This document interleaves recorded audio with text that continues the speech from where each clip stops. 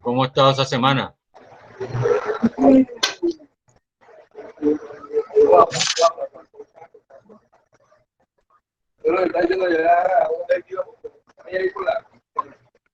Bien. Vamos a hablar de, por favor, ¿quién tiene el micrófono apagado? Encendido, por favor.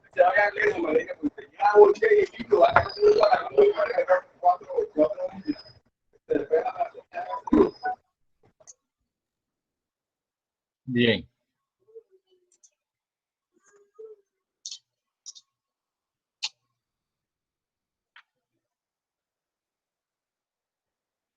El trabajo en equipo, hay que hacer una diferencia entre trabajo en equipo y equipo de trabajo. El equipo de trabajo es un número de personas con ciertas características muy personales, con hábitos, actitudes que son diferentes entre sí. El trabajo en equipo se define como ese esfuerzo integrado de esas personas que conforman el equipo de trabajo para realizar un proyecto. Trabajar en equipo implica la coordinación de dos o más personas orientadas para alcanzar objetivos comunes. Obviamente, cada miembro debe aportar para la realización de una parte del trabajo. Voy a hacerle una pregunta para todos, sobre que yo califico participación.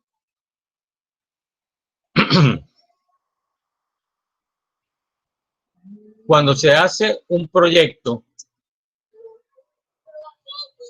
todos deben participar, pero todos tienen que colocar o dar de igual manera para que ese proyecto se lleve a cabo, o se le da las funciones de acuerdo a su, ¿cómo le era yo? A su capacidad para hacer las cosas, o todos tienen que hacer todos por igual, o se reparte el trabajo de acuerdo a la capacidad. A ver qué dice Yamila. Así es, se reparte el trabajo de acuerdo a la capacidad que tenga cada persona. Entonces vamos a ponerlo este ejemplo tan sencillo. Una familia, padre, hijo, padre, madre, hija de 20 años, hijo de 15 y una niña de 6 años. La niña de 6 años podrá hacer en cuestiones de limpieza el mismo rol que tiene la hermana mayor de 20, o será de acuerdo a su edad. Claro que no, de acuerdo a su edad. Entonces, a eso es lo que... Entonces, generalmente, cuando trabajan en equipo, no es que sí, todos tienen que participar, todos tienen que aportar, eso sí es cierto, pero se da de acuerdo a las capacidades y habilidades que tenga cada integrante de ese equipo de trabajo. Bien, la denominación de trabajo en equipo surgió después de la Primera Guerra Mundial. Hoy en día es una forma de trabajo eficiente que entrega varios puntos de vista y que sirven para resolver más eficientemente conflictos que surgen en el ámbito económico, político y social. Entonces, eso entonces, como pueden ver, ese trabajo en equipo viene ya de hace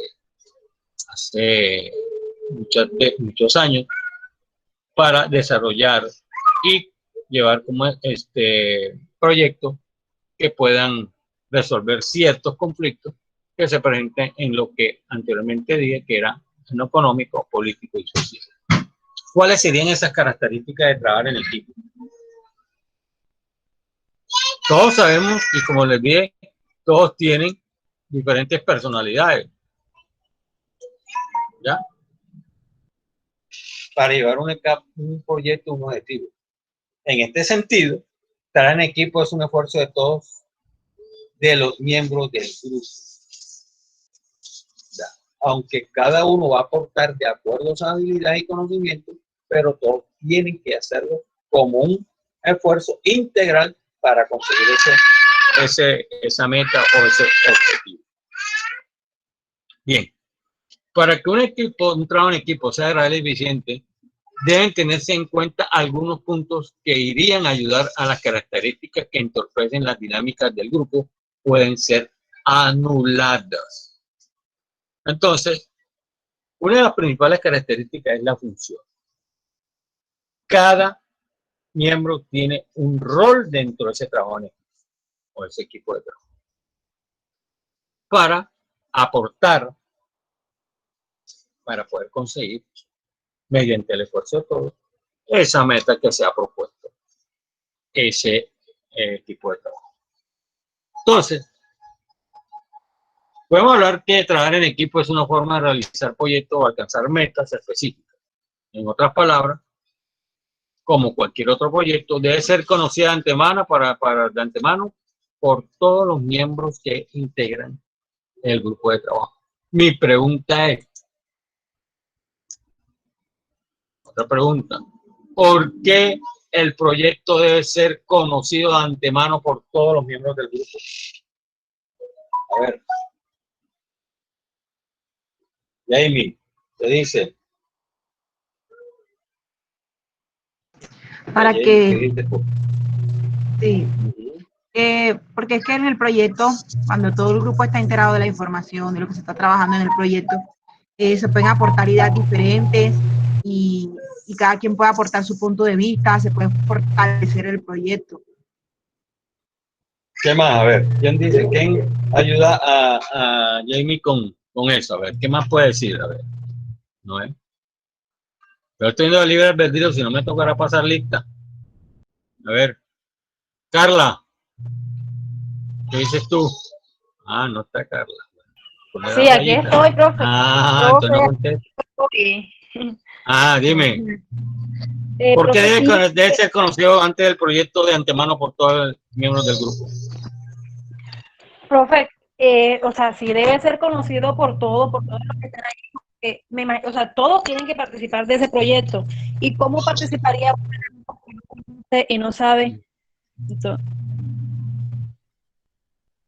Sí, te puedo decir, porque entonces lo ideal es que todos tengan de antemano una idea de lo que se piensa hacer. ¿Para qué? Para que puedan aportar algo que sirva a la consecución de ese proyecto. Entonces, no es que se va a saber el proyecto el mismo día en que se va a comenzar a iniciar, no, tiene que tener una idea antes de eso. Bien.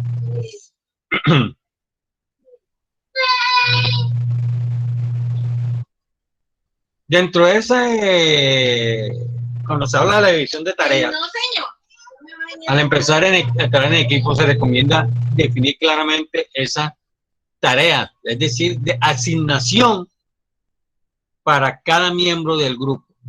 Es decir, que la exposición de los objetivos de ese proyecto, cada uno de los integrantes podrá saber en las áreas que puede ser más eficiente y dar un mejor aporte. ¿Esto qué quiere decir? Que un miembro puede decir, no, yo soy bueno en esta área, pero soy deficiente en esta. Entonces él va a trabajar en la área donde él puede rendir más, en donde él puede dar más,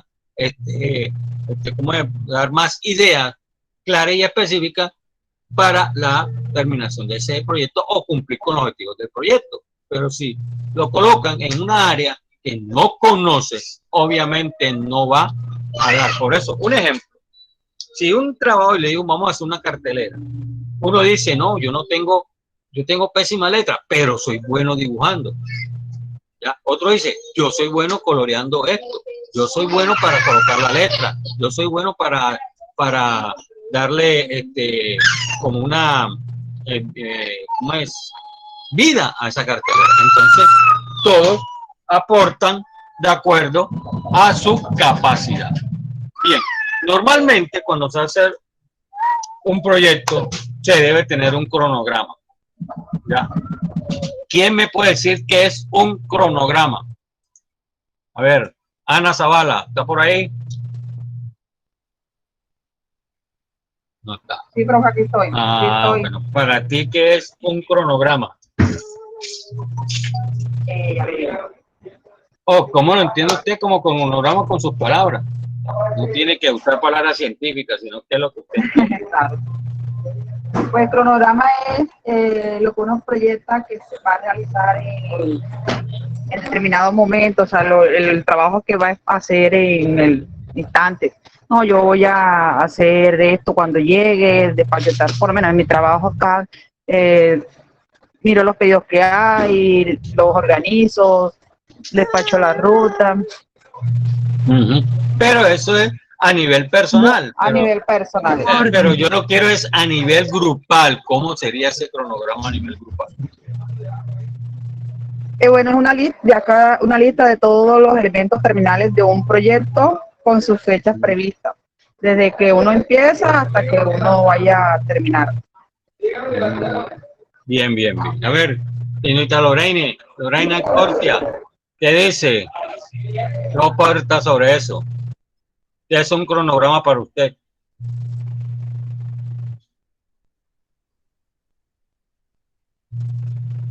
Lorena Cortia, ¿está por ahí? Profesor, es como la organización de las actividades o hechos que se van a hacer con determinado proyecto. Muy bien. Entonces, vamos a ver qué significa un cronograma. Cuando ese proyecto existen varias personas responsables, es tener una gestión de tiempo del proyecto. Entonces, ¿cómo se consigue esta gestión de proyecto? Con un cronograma, es decir, dar en fechas, horas, días, momentos para decir, hombre, vamos a hacer esto hoy, vamos a hacer esto mañana, y cumplir con las fechas establecidas para que el día que se entregue el proyecto llegue en la fecha prevista. No es que se va a hacer, no es que tenemos un retraso y hay que entregarlo dentro de un mes, donde había que entregarlo hace 2 meses. Entonces, el cronograma es eso, para direccionar en tiempo cómo van a ser esas tareas divididas y hay que colocar fechas límites para que después, juntando las piezas y poder discutir sobre posibles problemas o ideas que surgen durante ese proyecto. Entonces, eso es lo que es un cronograma. Básicamente está mencionado, basado en función del tiempo. A ver, ¿por qué es importante la comunicación en el trabajo en equipo? A ver, me dice Carla. Profe, sí, aquí estoy. Ajá, Profe, sí, es más importante la comunicación. ¿Por qué? Porque de allí depende de trabajo, un buen resultado. Sí, pero Por ejemplo, yo trabajo en una empresa o un lugar y no se comuniquen ni se digan nada, o sea, como un resultado positivo. Ajá, es cierto. Entonces, ¿por qué se dice entonces que la comunicación en toda relación social es fundamental para que sea armoniosa? ¿Por qué, Carla? Es que de allí depende lo que se vea, o sea, en un equipo de trabajo tienen que haber mucha comunicación. Mire, lo que sucede a veces es esto, que cuando se está haciendo un proyecto se presenta mucha presión porque hay que entregarlo tal día, porque de pronto se está acercando el momento y están atrasados. Por eso es que es importante, como vi anteriormente, ceñirse a la fecha establecida cuando usted hace un cronograma. ¿Por qué? Basado en que en esa comunicación decirlo, mira, estamos atrasados en esto, vamos a darle esta parte. ¿Por qué? Porque, ¿qué sucede? Cuando hay mucha presión, mucha ansiedad en el empleo de un proyecto, la relación se vuelve entre compañeros, se vuelve difícil.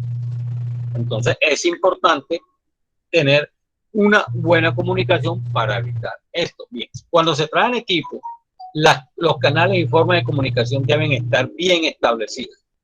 ¿Qué quiere decir esto? Que la dirección de determinadas informaciones también es esencial para que la comunicación sea fluida y no entorpezca el trabajo de otros.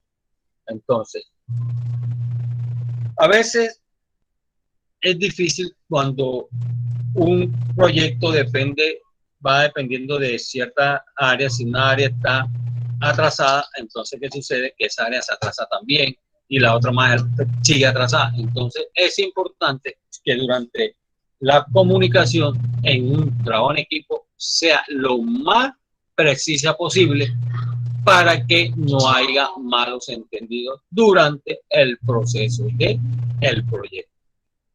Bien.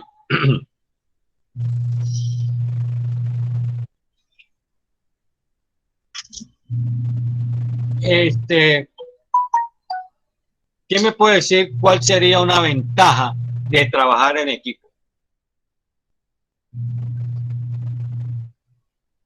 De que de pronto las debilidades Más productividad, profe. Un momentico, pero de pronto las debilidades que tenga uno como miembro de ese proyecto, otra persona la puede tener como su fortaleza, puede tener mucho más conocimiento en ese campo del cual nosotros no conocemos. Entonces, pero por eso. Profe. A ver, ¿quién habla, por favor? John Gutiérrez. John, ¿cómo estás? Muy buenas tardes, a ver, cuénteme. Bien, profe. Profe, uno de los motivos pues, de las ventajas de trabajar en equipo es que primero se alivianan las cargas y segundo se sincronizan o se intercambian ideas y conocimientos. Exactamente. Ya. Entonces, es importante que esa una entre las ventajas y que se tiene en el trabajar en equipo es que promueve la creatividad, motivan, o sea, da motivación de manera natural, se descentraliza la función entre los miembros del equipo, se intercambia libremente experiencias, como dijo el señor John, conocimiento, optimiza el tiempo y el conocimiento de cada uno de los integrantes. ¿Ya? Entonces, vea que esas son las ventajas: creatividad, motivación, descentralización de funciones, intercambio de experiencias y conocimientos, se optimiza el tiempo y el conocimiento de cada uno de los integrantes que pueda aportar a ese proyecto cuando se trabaja en equipo. Igualmente existen unas desventajas. ¿Quién me puede decir cuáles son esas desventajas que ustedes creen que pueden existir de trabajar en equipo? A ver, vamos a comenzar a llamar. Sandra Viviana Zapata.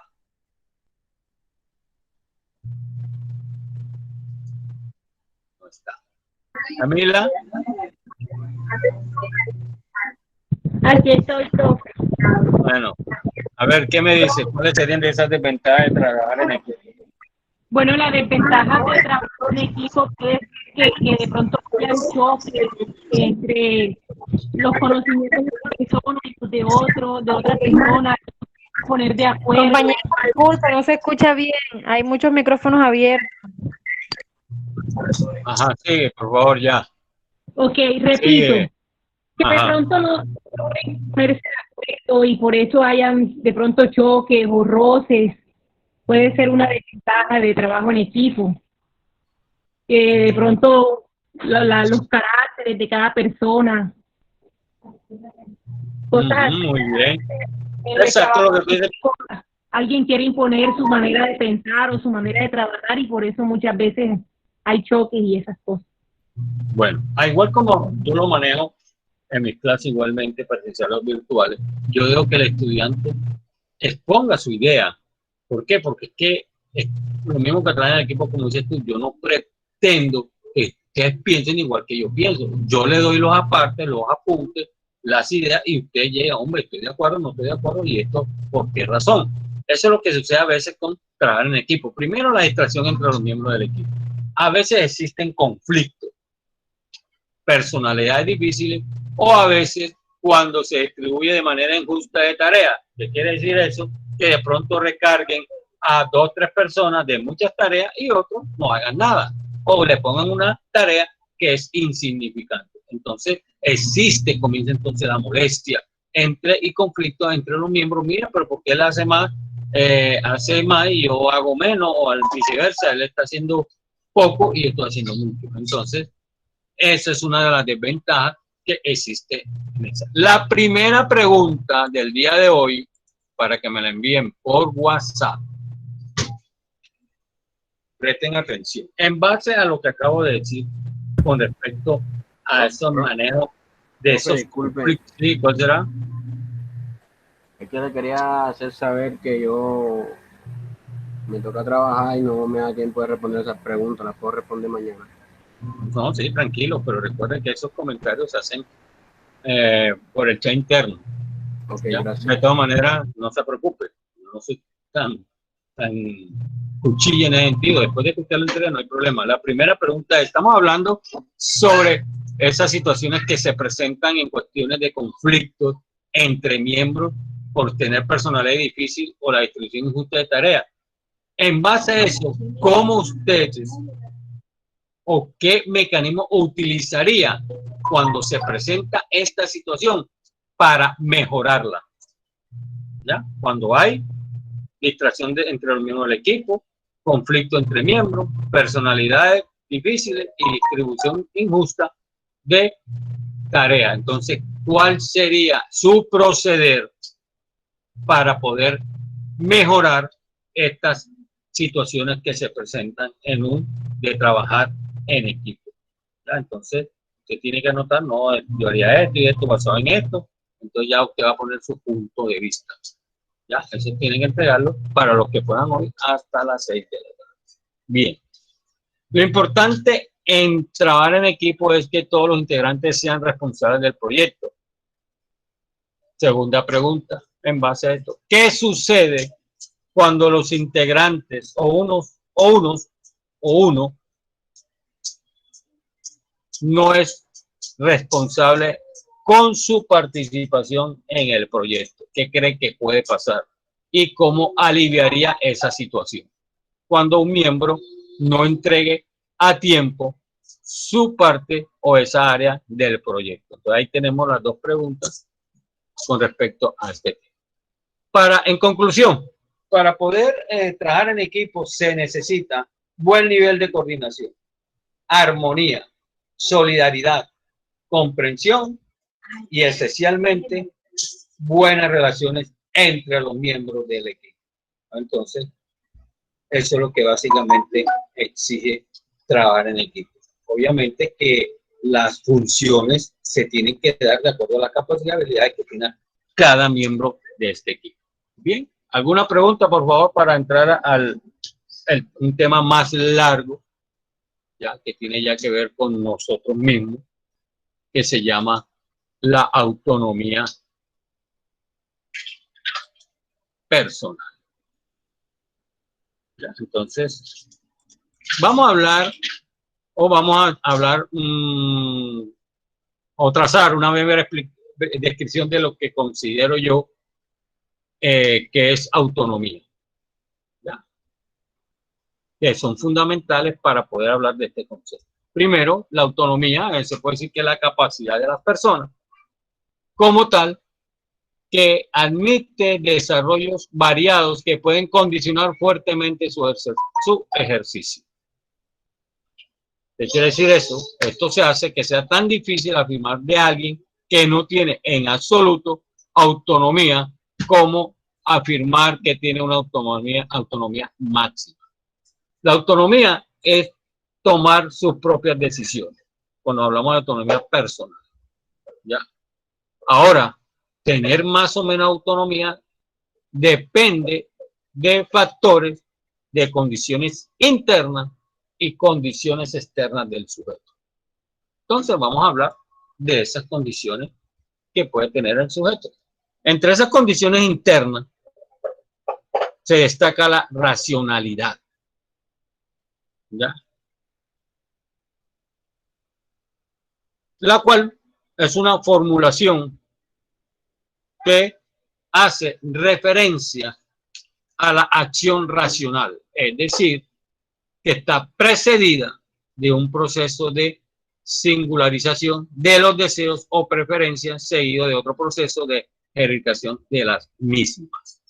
Entonces, cuando uno quiere hablar sobre autonomía, en la parte de la psicología, habla que eso significa independencia. Cuando es uno autónomo, es independiente. ¿Por qué? Porque usted no puede, no, es que en el momento que usted haga algo, porque alguien le dijo o porque considera que la otra persona tiene la razón, usted no es independiente, sino dependiente. Entonces te pongas a pensar, ¿seré yo, maestro, que seré yo independiente? ¿Tendré yo mis propias decisiones? ¿Será que yo tengo que esperar a ver qué me dicen? Eso no importa, lo que pasa es que a veces tenemos el error de equivocarnos. Sí, nos equivocamos y quién no. Yo me he equivocado infinidad de veces y creo que me sigo equivocando, pero yo sigo siendo independiente, indistintamente le quieran a uno causar ciertas pautas para hacer lo que uno realmente no quiere. Entonces, eso es básicamente cuando usted hable de autonomía, usted está hablando de independencia. Bien. Vamos a hablar entonces. Cuando hablamos de independencia, en el sentido de independencia, eso hay que tener en cuenta dos cosas. El contexto y las relaciones. Es decir, el trasfondo de ese significado del cual nuestra capacidad emocional, conductual y cognitiva que tiene cada persona. Ajá, y me dice, ¿cómo así, profe? Bueno, eso depende de la circunstancia. ¿Como cuáles circunstancias? Físicas del sujeto, sexo, color de piel, etnia, que no solamente quedan por fuera del ámbito de la revisión, sino que también conforman un marco de referencia que se puede acondicionar de manera importante el contenido de las decisiones personales y del que difícilmente puede el sujeto autónomo independizarse. Entonces, cuando hablamos de independencia, nos vamos a otra parte que se llama la libertad. Y esa parte tiene que ver mucho con, si la vamos al contexto bíblico, dirá el libre albedrío. Usted puede decir, hacer el bien o hacer el mal. Tomar esto o no hacerlo. Pero usted siempre tendrá que tener en cuenta que tiene que tener independencia. Pero dice, profe, es que yo vivo todavía con mis papás y yo tengo que obedecerlo y tal. No, sí, posible que sí, pero una cosa es que sea obediente y una cosa es que usted tenga que consultar si qué color de pantalón se va a poner. No, usted dice, yo soy autónomo, independiente para elegir qué color, cómo me visto, cómo me maquillo, cómo me corto el cabello, si quiere estar rapado, si quiere tener cuantas de cabello, son cosas muy diferentes si usted sigue viviendo bajo el techo de sus padres. Eso se llama otra cosa, eso se llama obediencia, pero hay cuestiones que sí tienen que ver totalmente con su independencia. Ahora, la condición de independencia debe plantearse incluyendo en primer lugar en la capacidad de la persona para reflexionar sobre sí misma, el entorno y las otras personas. Entonces nos vamos a la primera parte de la clase que se llama autoestima. Cuando usted se valora, si usted se valora, se quiere, usted tiene autonomía. ¿Por qué? Porque aquella persona normalmente, hago comillas, que tiene autoestima baja, hace lo que los demás le dicen. No tiene capacidad intelectual y cognitiva para decir, hombre, esto está mal, esto está bien. No, yo mejor, yo por lo menos digo una cosa, pero al fin y al cabo, yo soy honesto, el que toma la decisión es usted. ¿Por qué? Porque no le puedo moquear las alas que pueda tomar sus propias decisiones. Como le dije, uno puede equivocar, pero eso está bien, esa es parte de la vida. Pero no va a perder esa condición de ser independiente.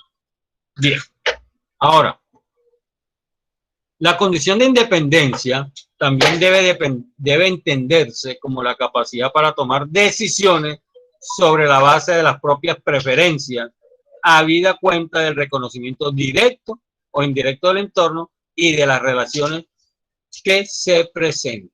Esta condición de independencia puede ir en contra o sugiere a la concepción clásica de la autonomía como independencia. Entonces, a veces se entiende esta situación y entonces, ¿qué sucede? Vamos entonces a esa dimensión relacional, es decir, la que existe entre la autonomía básicamente como tal, de autonomía independiente de esa dimensión relacional. Ser independiente, voy a ser claro, no es apartarse o aislarse de los demás. sino todo lo contrario. Es tomar en consideración el entrerramado de relaciones en el cual nos desarrollamos para poder posicionarnos, definirnos y decir cuál es nuestra propia disposición en ese marco. Entonces viene una pregunta que voy a hacer.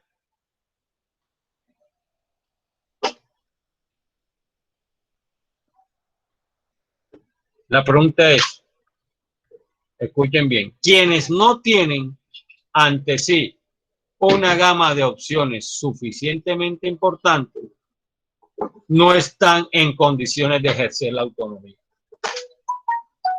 A ver, se las repito. Quienes no tienen ante sí una gama de opciones suficientemente importante, no están en condiciones de ejercer la autonomía. A ver, señor Edwin Atencia, ¿estoy pasando lista? Bueno, entonces no está. Vamos a poner la fallita. Señor Camilo, tampoco está. Vamos a ponerle fallita. A ver, Andrea Cristina. Aquí estoy, profe. Bueno, dile porque si no se gana la falla. Usted sabe que con 2 fallas se pierde el módulo. Profe, Jennifer me escribió por ahí que no tiene audio cuando la vaya a llamar. Bueno, pues entonces que escribe por el chat interno que lo tengo abierto ahí por el Profe, no vaya a poner falla, profe, que aquí estoy. pero como no contesta la pregunta. Bueno, profe.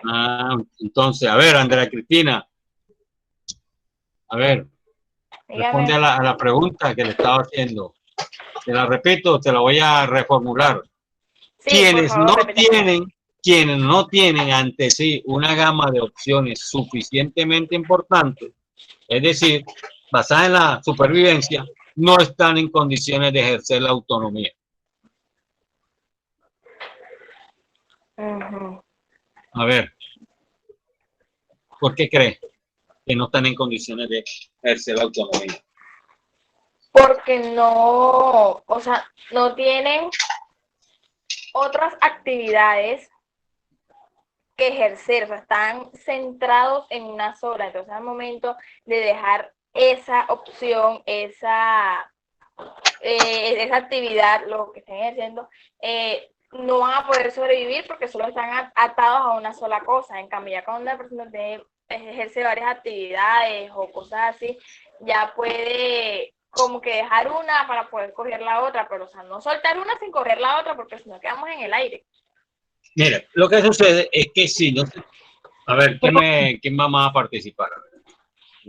Yo, okay, no te escucho. Estoy todo oído. Yo digo, ok, profe, yo digo que, o sea, según lo que usted dio a entender es que si la persona no tiene muchas opciones para elegir, o sea, ¿cómo va a ejercer la autonomía? Si no hay más opciones, le tocó fue esa porque no tiene más. Es como lo que yo entendí. Ajá, pero entonces cuando hablamos de que no tiene más opciones, básicamente a qué nos referimos, porque hay muchas opciones, ¿ya? ¿Por qué será que no hay muchas opciones? A ver, en esa parte. Porque de pronto la persona no se abre a otras oportunidades.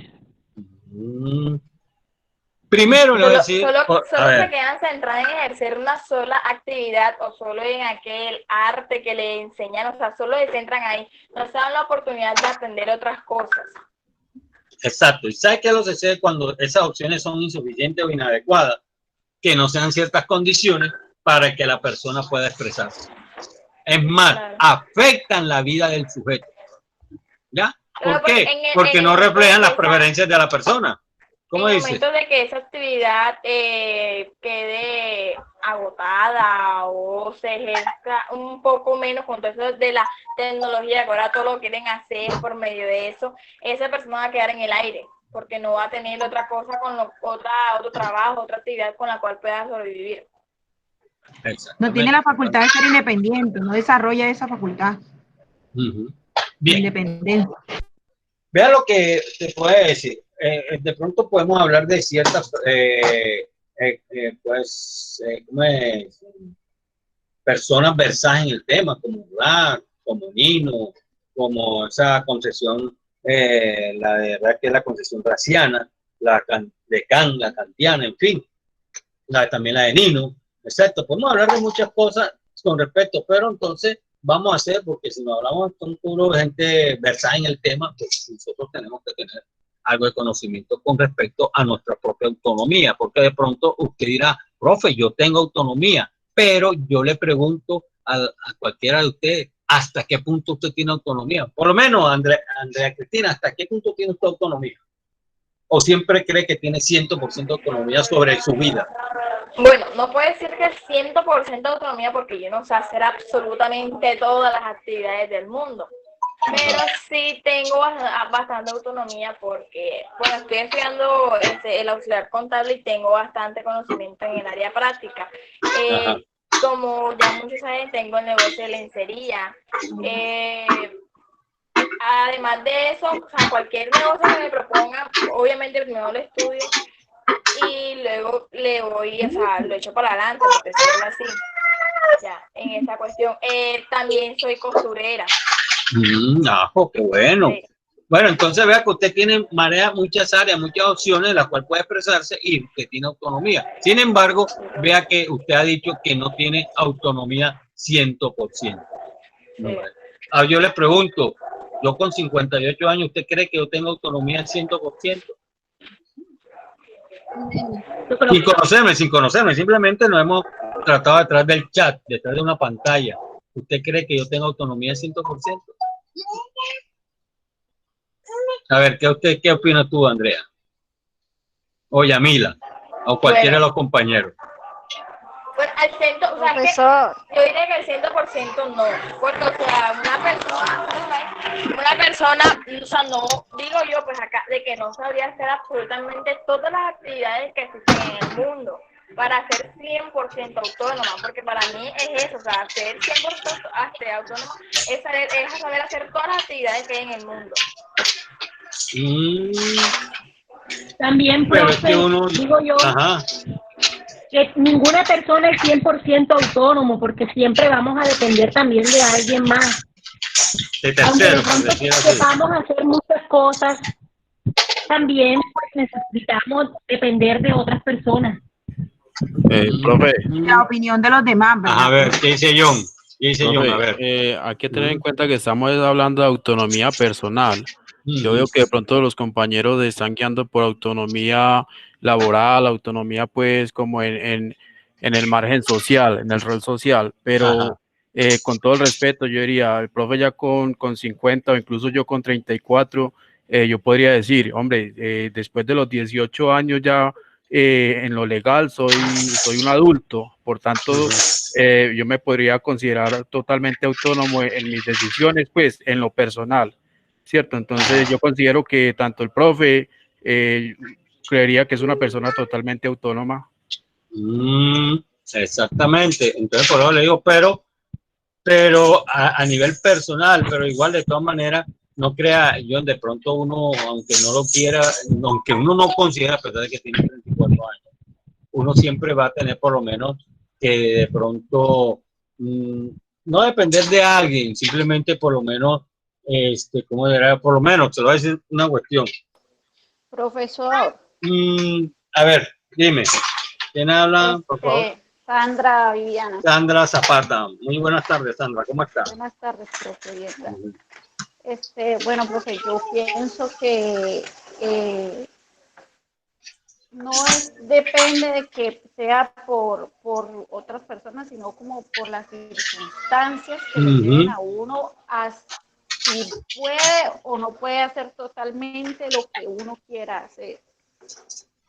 Recuerde que al principio dije que hay factores externos, factores internos. Entonces, uno no puede ser 100% autónomo. ¿Por qué? Porque de pronto se van a presentar ciertos factores que te van a impedir de pronto ejercer esa autonomía completamente. Que lo vamos a ver más adelante en qué condiciones se puede decir. Sí, a ver. Es que de pronto hasta en el hogar, poniendo un ejemplo, usted no puede ser autónomo, porque usted puede tener una opinión y tomar una decisión, pero también tienen que escuchar la voz de su esposa, porque el hogar es como un negocio. Exactamente. Mire, vea, es una cuestión. Cuando tú estás soltero, Tú tomas tus propias decisiones y nadie te puede decir que no. Pero ya cuando tú entras en el rol que tú acabas de mencionar, de pareja, de esposo, de hogar, ya no se debe pensar tomar una decisión individual, sino ¿en qué? En pareja. Entonces ya tú ya no eres 100% autónomo, porque ya tienes que consultar que lo que vas a hacer está bien, es factible o no es factible. Entonces, pero son cuestiones ya, esos son factores que externos, porque los factores internos son los que tenemos nosotros, los que uno puede ejercer, pero son factores que ya, por lo menos hacía la pregunta, yo con esta edad, o sea, por qué casado, si va a hacer algo, tiene que consultar con tu esposa, de pronto a ella no le moleste y se van a venir problemas. ¿Por qué? Porque no se le comenta cuando se toman decisiones sin consultar. Entonces, por eso le digo yo que uno a veces no tiene la autonomía 100% personal. Yo respeto muy bien lo que dio John. De pronto sí, de pronto después de 18 años, usted sí, uno puede tomar todas las decisiones que porque desde el punto de vista legal, porque ya desde 18 años aquí en Colombia es mayor de edad. Pero ya cuando entra en un rol ya familiar, de hogar, de matrimonio, ya entonces esa autonomía o que hay decisiones que sí puede tomar, pero que no afecten, por lo menos un ejemplo, las finanzas del hogar. Si usted toma una decisión que afecta, ya sí está, ya usted tiene que consultar, hombre, yo no puedo hacer eso, pero hay cosas que no van a afectar en nada, pues entonces no lo puede tomar, por lo menos voy a comprarme una camisa de color rojo y ya listo, es una decisión mía y no me tengo que consultarla con mi esposa, ya, porque al fin y al cabo a ella le gusta la camisa de color roja, o que le gusta el color azul, o que le gusta el color verde, pero ya son cuestiones muy diferentes en ese sentido, ya, por lo menos, de un ejemplo, mi esposa compró 2 jueguitos, ella llegó y me lo mostró, ella tomó la decisión de comprarlo, ella no me consultó que le gustaba, no, simplemente porque a ella le gustó ¿cómo se dice? Ese vestido, y ya son decisiones que uno puede tomar, pero ya que no afecten por lo menos la convivencia del hogar, sí ya hay que tener en cuenta eso. Pero hay autonomía, por eso digo que eso depende de los factores o las circunstancias, como dijo Sandra, creo que fue la que dijo, que pueden afectar esa autonomía. Bien, sigamos.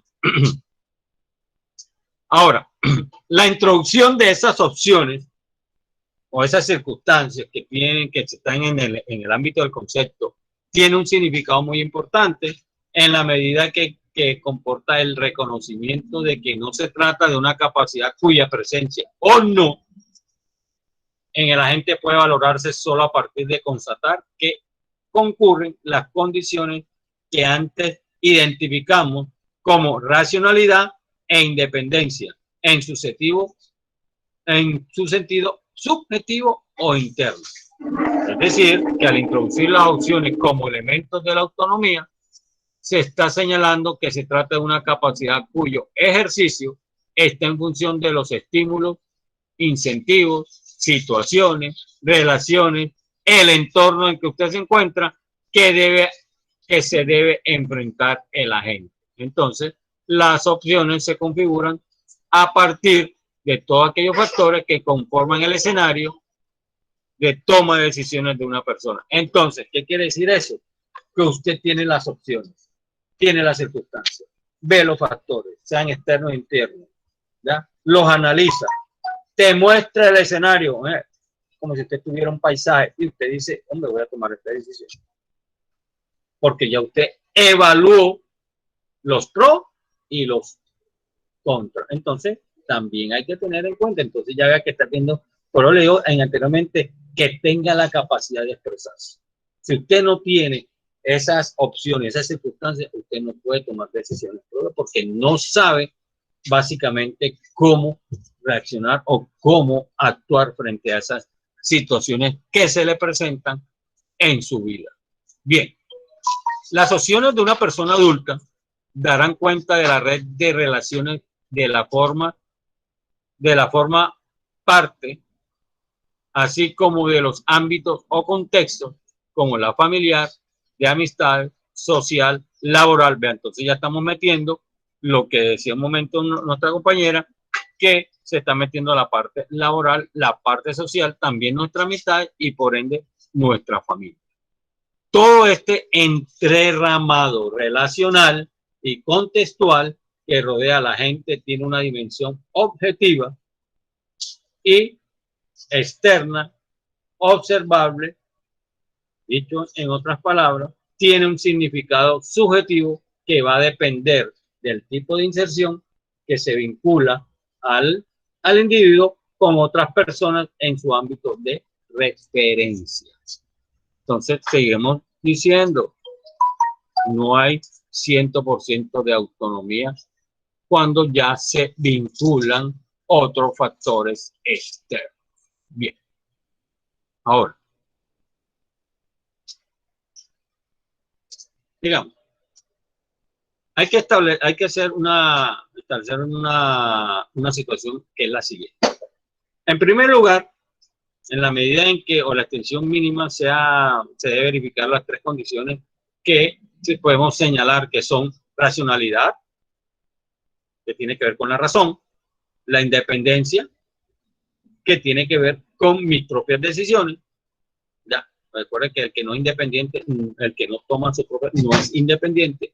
Y esas opciones importantes que me puedan generar si en mí existe la autonomía. Y en segundo lugar, que aquellas medidas o condiciones no comprometan contenidos como quisiéramos encontrar una propuesta perfeccionista. Vamos a ver cuáles son esas opciones. Hemos hablado de opciones y todo, pero vamos a ver cuáles son las opciones. Ya. Primero que todo, es la caracterización que se ha realizado de la autonomía personal, el elemento que marca seguramente un giro importante respecto de la condición clásica liberal de la autonomía en lo relativo a las opciones, tanto en la vertiente objetiva como la subjetiva del concepto. Entonces, hay que tener en cuenta eso sí. ¿Cuál es el contexto de la relación?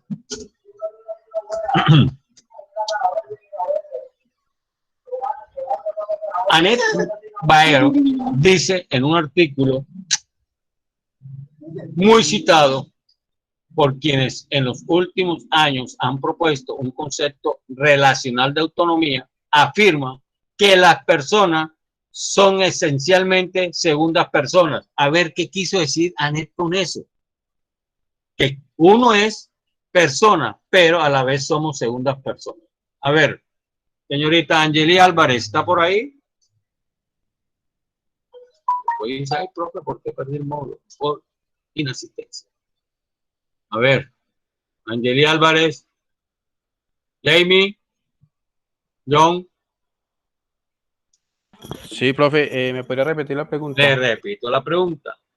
Annette Baer dice que las personas son esencialmente segundas personas. A ver. Profe, pues en mis palabras diría que realmente jugamos jugamos a una doble personalidad. Una cuando estamos en nuestros hogares, una cuando estamos de puertas hacia adentro y otras cuando nos relacionamos con lo externo, con los vecinos, con la familia de afuera, en el trabajo, ¿cierto? Realmente jugaríamos a ser actores, ¿no? Jugaríamos pues, a mostrarnos como queremos que nos vea, pues como las demás personas nos quieren ver o nos quieran aceptar. De alguna manera, con el objetivo de ser aceptados, perdón, jugamos un papel diferente a lo que realmente somos. Entonces, ¿qué significa esto? Esto apunta muy, en primer lugar, a lo que hablamos de psicología evolutiva, a la necesidad de interacción que tienen las niñas y los niños para desarrollar sus capacidades cognitivas, emocionales y conductuales. A la postre está así. Usted ve niños de 8 o 10 años, se pelean y al rato están, ¿qué? Como si no hubiera pasado nada. Los adultos no. Los adultos tienen una discusión con una persona y pueden durar el resto de su vida enojados con esa persona. Dice, las personas vienen después y antes de otras personas. ¿Qué quiere decir eso, señor John? Las personas vienen después y antes de otras personas. A ver, ¿qué me puede decir qué es eso?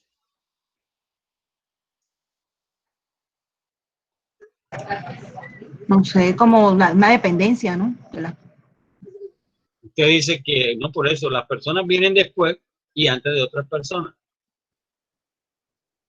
O nosotros somos esencialmente personas, esencialmente sucesoras, herederas de otras personas que nos forman.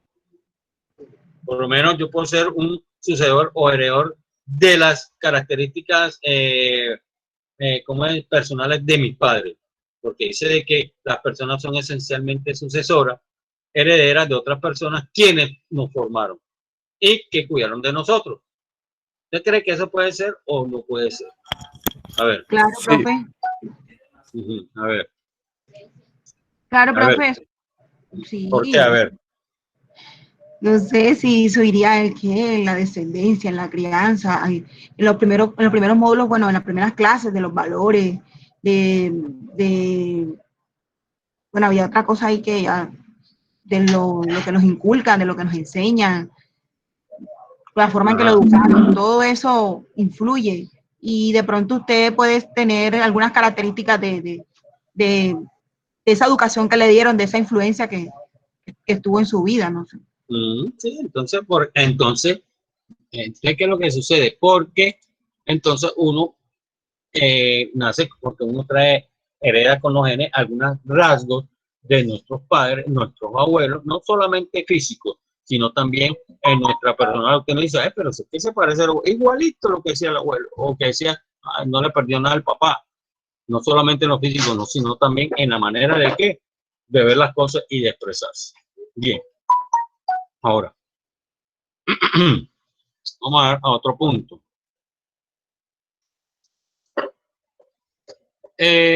Básicamente, cuando hablamos de decisiones autónomas, tiene que ver mucho con su desarrollo evolutivo. Las personas adultas siguen actuando en un contexto fuertemente relacional, que en lo tanto las posibilidades de acción como la percepción y la elección finales se dirimen relacionalmente. Esto, dicho, para no confundirlo, quiere decir entre lo que tiene que ver lo social y lo cultural. Bien, lo que nos pone en evidencia dicha situación es que a veces tenemos que tomar ciertas decisiones, ya que puede anular en algún momento otras decisiones. Lo que pone en evidencia dicho entramado intersubjetivo es la capacidad de tomar nuestras propias decisiones y que eso se dará, hemos dicho, con el tiempo cuando comenzamos a poner en práctica nuestras capacidades como sujetos racionales. Es decir, en la medida que usted piense, razone, cuando va a tomar una decisión, eso lo que hará usted en primer lugar, que usted será una persona racional y totalmente independiente. ¿Ya? ¿Por qué? Porque usted tiene un pensamiento relacional.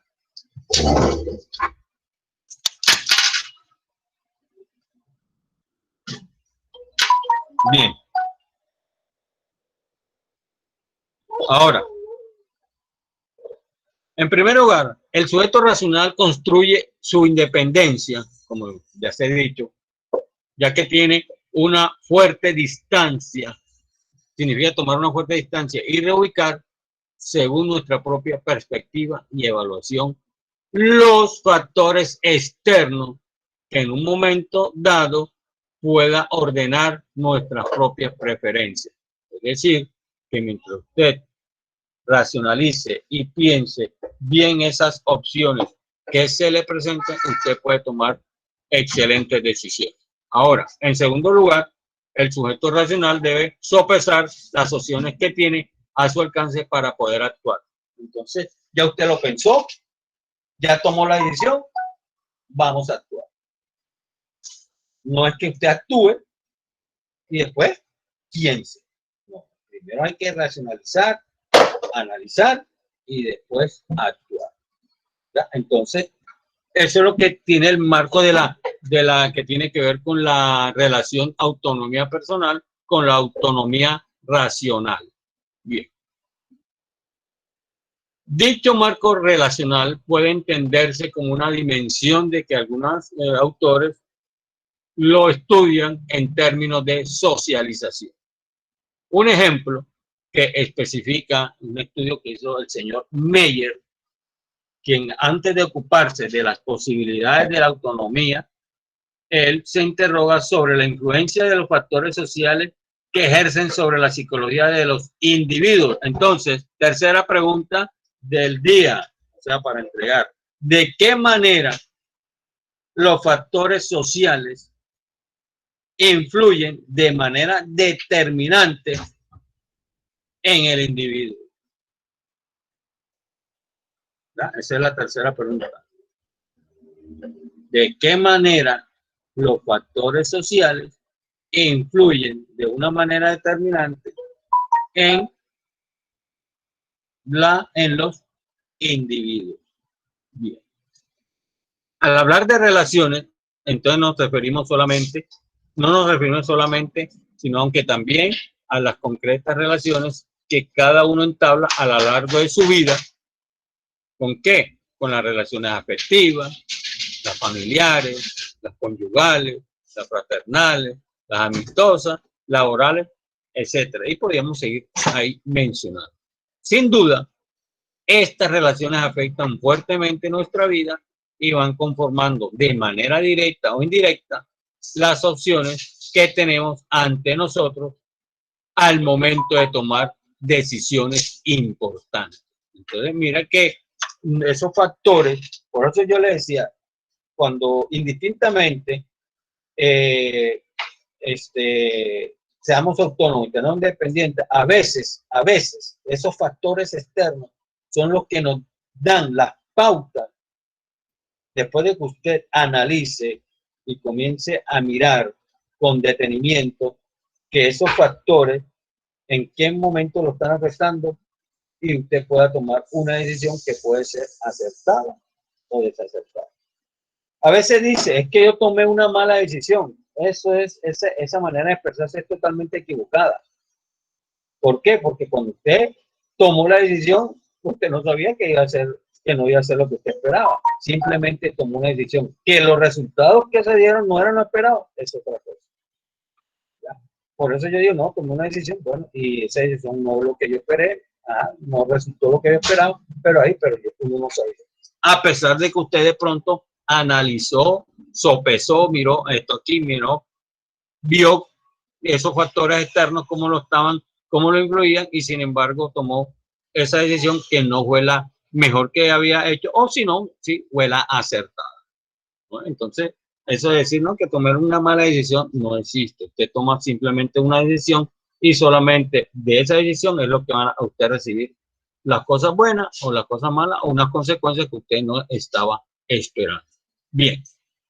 Todo esto, sin embargo, no hace que este tipo de relaciones, podríamos decir, que son estandarizadas, sean menos importantes en la conformación de las opciones relacionales que abonan la noción autonomía.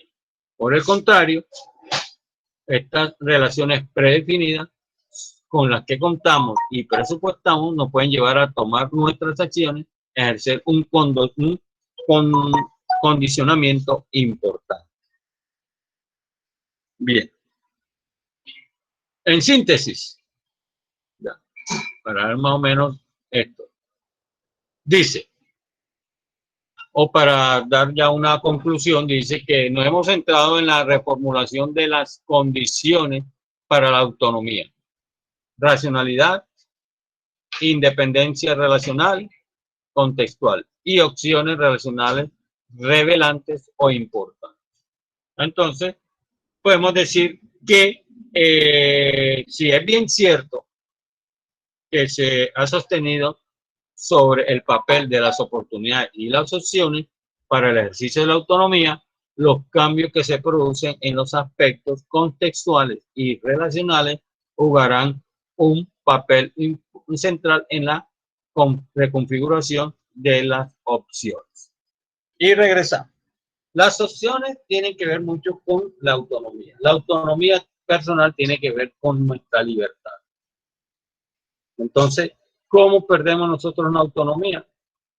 Básicamente cuando usted no puede tomar decisiones. Entonces vamos a hacer unas autonomías extrínsecas y unas autonomías intrínsecas.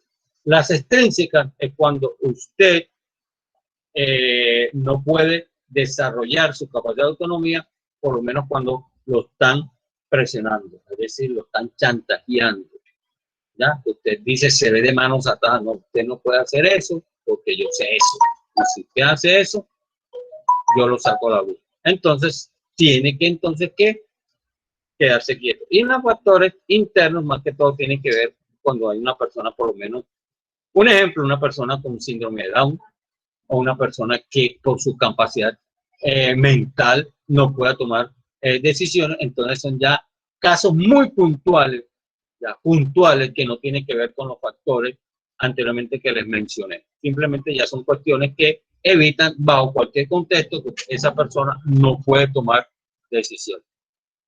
Normalmente cuando uno no debe tomar decisiones, cuando a usted de pronto le presentan dos escenarios X, van a decir, una persona le dice algo, pero esa persona le dice lo que conviene. Uno tiene que aprender a escuchar la contraparte. Y usted toma igual como se hace en un juicio. ¿Qué hace el juez? El juez escucha las dos contrapartes. El ente acusador y el ente defensor.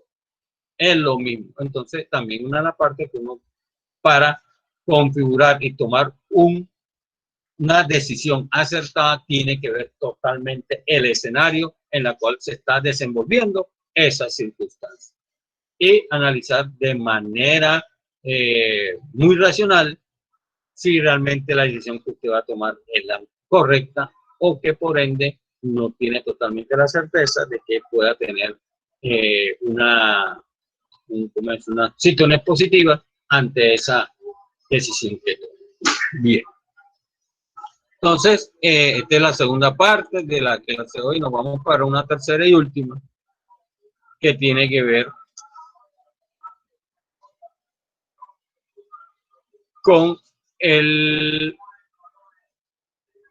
carácter ciudadano.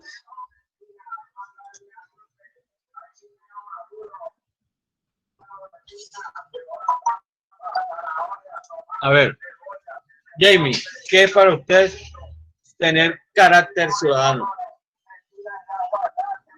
Carácter ciudadano. Sí, tener. O más bien, vamos a comenzar por lo primordial. ¿Qué entiende usted por ser una persona ciudadana? Pues yo entendería que, no sé, como mostrar pertenencia a mi ciudad, no sé. Ya, ¿quién más ve? Pues?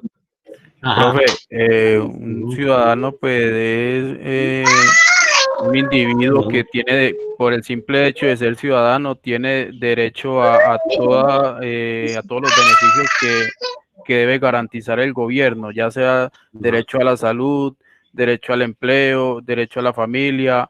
Un ciudadano es el que pues, tiene todos estos derechos y el gobierno es quien se los debe garantizar.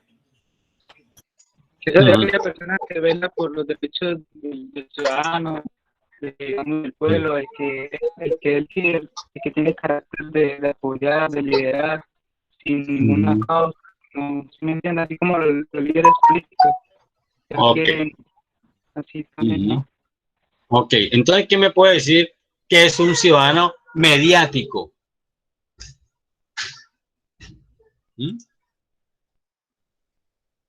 ¿Qué es un ciudadano mediático?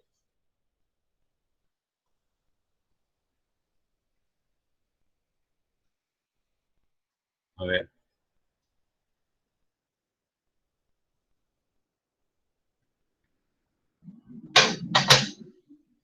¿Qué me puede decir que es un ciudadano mediático? A ver. Es como el que tiene fama, el que tiene que, por favor, ¿cómo es tu nombre? Porque me aparece con Playtomer 36. Sí, Cristian Castañeda. A ver, ¿qué para ti que es conocido, que tiene fama, ¿sí? Bien. Cuando hablamos de ciudadano, relativamente podemos hablar sobre qué es aquel que vive en la ciudad. ¿Ya? Pero si nos vamos a considerar desde el punto de vista legal, es aquel que se considera que tiene la capacidad de ejercer ciertas condiciones como el voto cuando cumple 18 años, ya que puede hacer esa situación. Entonces, vamos a decir que el ciudadano es aquel o aquello perteneciente o relativo a la ciudad. ¿Ya? Es decir, esta es una área urbana que cuenta con una elevada densidad poblacional y cuyos habitantes, o sea, los ciudadanos, no suelen dedicarse a la actividad agrícola. Bien. Entonces, por lo regular, el ciudadano es el que trabaja en una industria muy diferente a la contraposición del campesino que vive en el campo y que vive o se dedica haciendo las tareas rurales. Cuando yo me refería a un ciudadano mediático, es aquel que ayuda a poner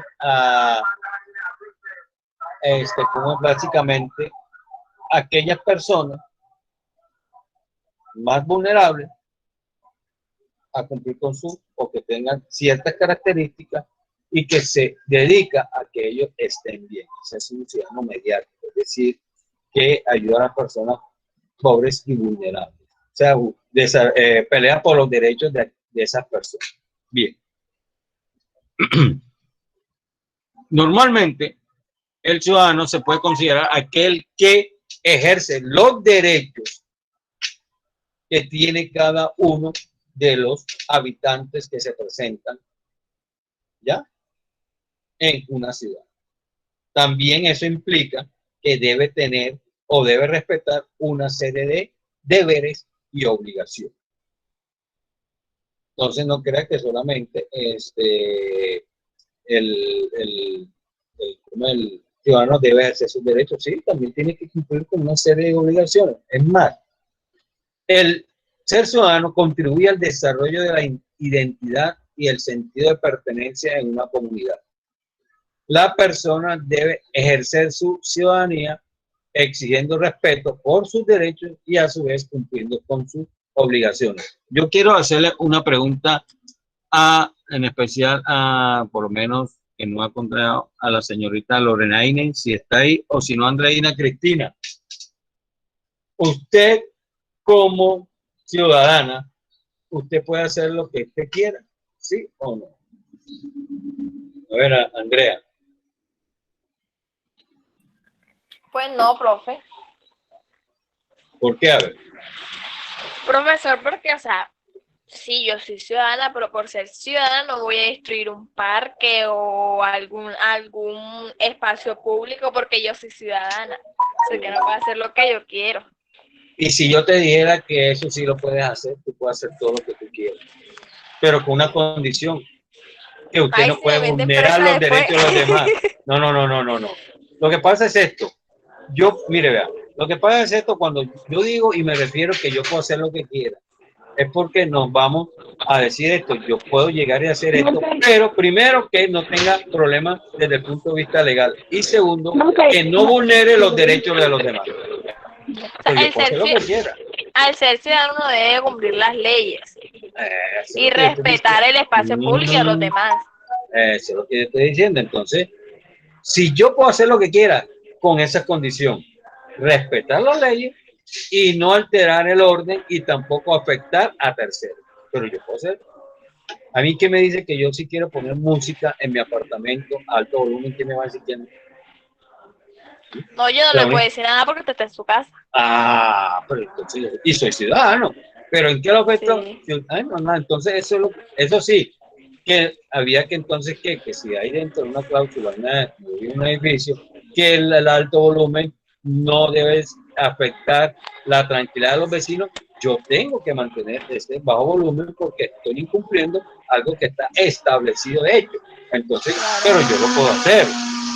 No, a eso me refiero. Con tal de que no afecte a los demás. ¿Ya? Entonces, eso. Ahora, ¿qué es un ciudadano inteligente? A ver, ¿quién me puede decir qué es un ciudadano inteligente?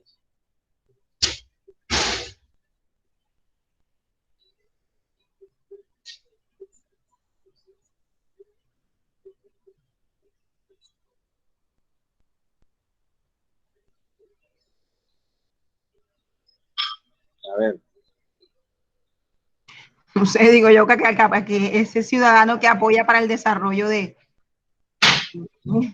aporta para el desarrollo. ¿Desarrollo de qué? ¿Y cómo lo ayudaría? A ver, ¿qué me dicen?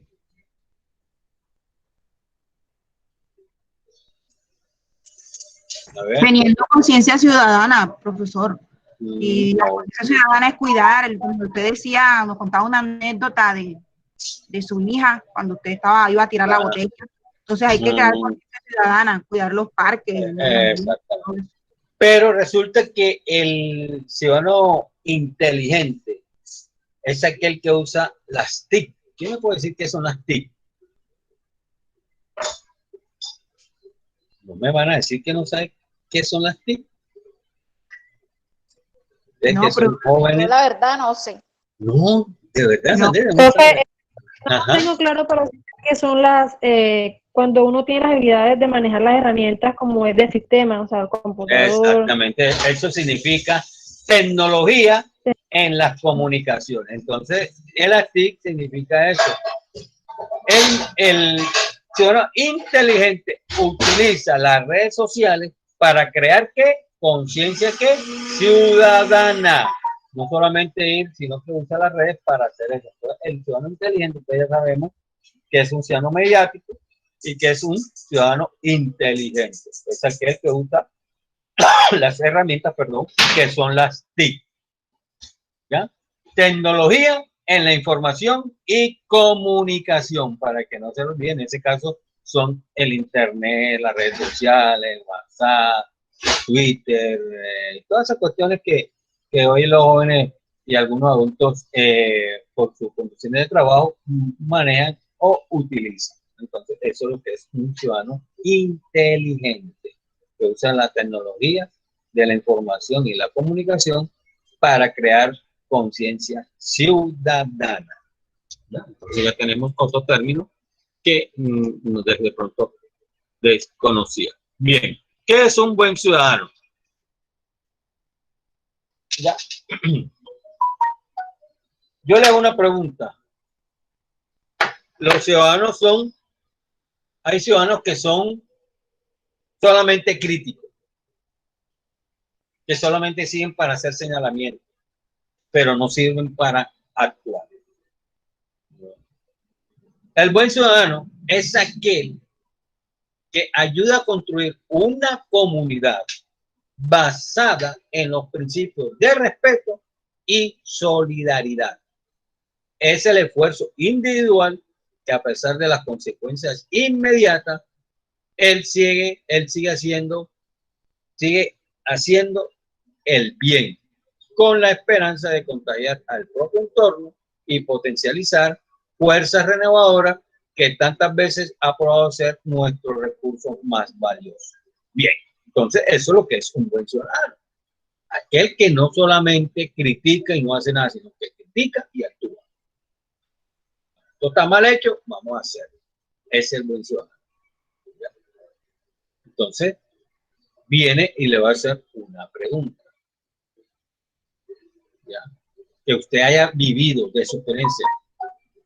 Y la última de este tema, porque yo hago preguntas basadas en los temas que vemos. Esta es la última que vamos a hacer. O sea, la primera de este tema y la única. De cómo es de carácter ciudadano. Es algo que a usted le haya indignado por donde usted vive y que usted de pronto, ojo, haya ayudado a solucionar. No es que solamente haya criticado, sino, hombre, eso pasó aquí por mi cuadra, y yo sé, si usted no ha tenido esa experiencia, usted lo escribe en la respuesta. No he tenido una referencia como tal, pero sí observé lo que pasó, pero me mantuve al margen. Simplemente que usted haya tenido esa experiencia, que haya tenido algo que le haya indignado por donde vive y que usted no vio con buenos ojos lo que pasó en ese momento. Bien, a grandes rasgos existe una serie de puntos fundamentalmente que hacen que una persona sea un ciudadano ejemplar. una unidad sana que trabaje en pos del progreso de todos y que esto pueden servir a modo de autoevaluación para asegurarse a cada paso de estar respetando y haciendo respetar los derechos que otorga una ciudadanía. Ejemplo, como tales, promover el cuidado del medio ambiente. Segundo, mantener una línea coherente de acción tratando a los demás del mismo modo que esperemos que nos traten. Tercero, no actuar fuera de los límites de la ley. Lo que yo le decía, yo puedo hacer todo lo que yo quiera, pero yo no puedo infringir las leyes. Promover tantos cambios como considero necesarios para mejorar la calidad de vida en la ciudad, siempre con una actitud constructiva. Evitar la violencia.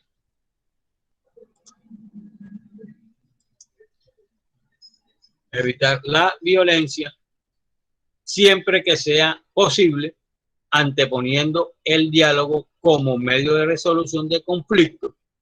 Respetar los derechos de los demás seres vivos, lo que yo decía, yo puedo ejercer mis derechos, pero yo no puedo vulnerar los de los demás. Ser partícipe de la vida en la ciudad, de su historia y de sus decisiones, disfrutando de sus buenas épocas y ayudando a reconstruirla durante sus crisis más duras. Ahora, y valorar a los demás ciudadanos, respetar el rol que ocupan y sus opiniones. Bien. Ahora viene una pregunta que vamos a hacer aquí, no es ya las que tienen que desarrollar, ya están dichas. ¿En qué escenarios se debe ejercer la ciudadanía? A ver, ¿quién me dice?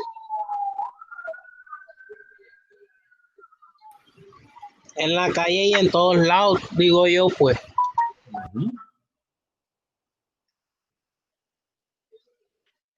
¿Quién está de acuerdo con lo que dijo David? ¿O hay alguien que refute y que no esté de acuerdo con él? A ver, Angelique. Profesor, yo pienso que la ciudadanía, ¿en qué escenario? Bueno, con respeto hacia los demás y están incluidos por los valores, las normativas de la ley, lo que eran las identidad como persona. Ajá, entonces tú estás de acuerdo con lo que dijo David. Siempre y cuando pues respetar, como dijo usted, de las leyes, ¿no? Las normas, ciertas cosas, pues uno no puede volarse.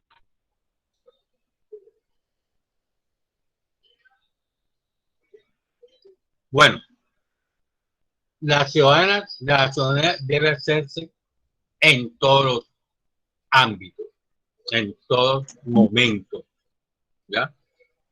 Usted si está de pronto en una ciudad diferente, fuera de aquí, o en un país, y usted está viendo cómo atracan a una persona, usted, como buen ciudadano, a pesar de que no vive en ese país, usted puede ejercer su ciudadanía tratando de evitar ese impasse que se está pasando.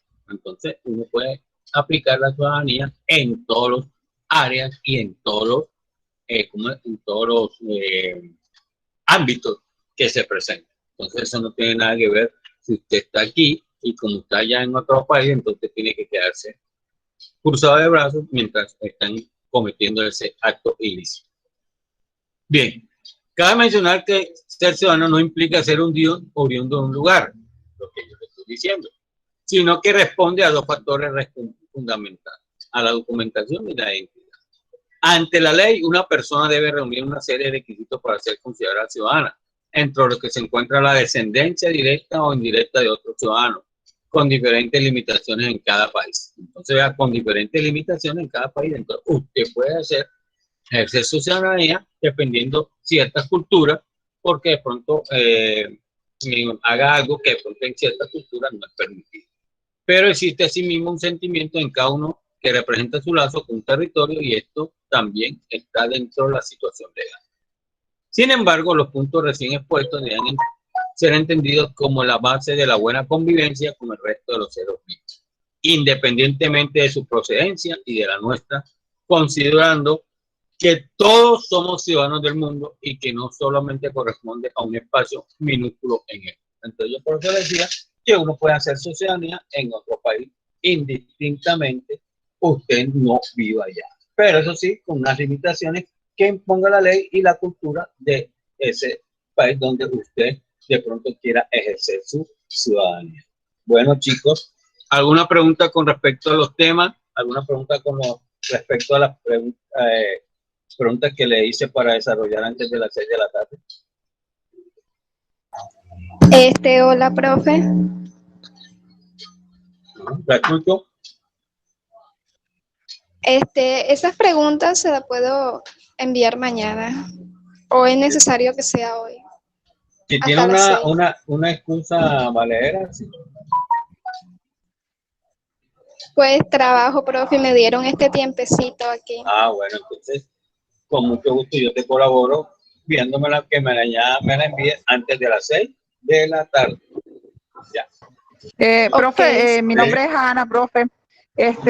Yo también estoy en la misma, pero yo sí les encargo enviar hoy, pero digamos que antes de 7 de la noche, porque yo salgo como a las 5:30 para 6. Oh, también, no hay ningún problema. Ah, listo, pues. Bueno, profe, gracias. Profe, ¿se le envía el WhatsApp privado WhatsApp? o al grupo? Al No, privado porque cada uno tiene que leerlo yo y enviarle su propia nota. Ok, profe, muchas gracias. Ok, otra pregunta.